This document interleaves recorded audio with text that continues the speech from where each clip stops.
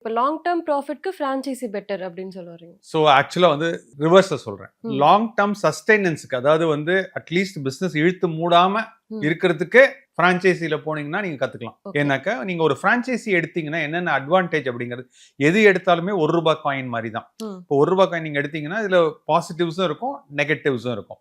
இப்போ நீங்கள் ஒரு ஓன் பிஸ்னஸ் ஸ்டார்ட் பண்ணுறீங்க அப்படின்னு சொன்னீங்கன்னா, ஒரு பச்சை குழந்தைய நீங்கள் கையில் எடுக்கிற மாதிரி ஒரு ஓன் பிஸ்னஸ் ஸ்கிராட்ச்லேருந்து ஆரம்பிக்கிறோம். ஸ்கிராட்ச்லேருந்து நீங்கள் ஆரம்பிக்கணும். அந்த குழந்தை அழுதுதுன்னா அது எதுக்காக அழுதுன்னு தெரியாது. உங்களுக்கு மார்க்கெட்டிங்கில் வீக்னஸா, பிராண்டிங்கில் வீக்னஸா, சேல்ஸ் வீக்னஸா, ஹையரிங்ல வீக்னஸா, கஸ்டமர் வர மாட்டேங்கிறானா, இவ்வளவு பிரச்சனை. அண்ட் உங்களுக்கு நைட் அண்ட் டே நீங்க வந்து ஜென்ரலா நீங்க வந்து ஒரு பிசினஸ்னு ஆரம்பிச்சிட்டீங்கன்னா தயவு செஞ்சு இந்த 9 to 5 அந்த மாதிரிலாம் நீங்க எதிர்பார்க்காதீங்க.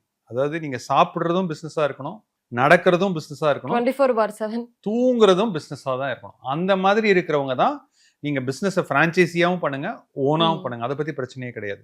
24 ஹவர்ஸும் அது ஒரு குழந்தை மாதிரி உங்களால பாத்துக்க முடியும் அப்படின்னு ஒரு 10 வருஷம் 15 வருஷம் நீங்க உங்களால பாத்துக்க முடிஞ்சதுன்னா, அந்த குழந்தை வந்து உங்களுக்கு வந்து கொஞ்சம் பெரிய குழந்தைய ஆகும்போது அது உங்களை அடுத்த ஒரு 30 வருஷம் 40 வருஷம் 50 வருஷத்துக்கு பாத்துக்கும். ஆனா நீங்க சொல்றது பாத்தீங்கன்னா ஓன் பிசினஸ்ல பண்ணாதான் நிறைய ப்ராஃபிட்.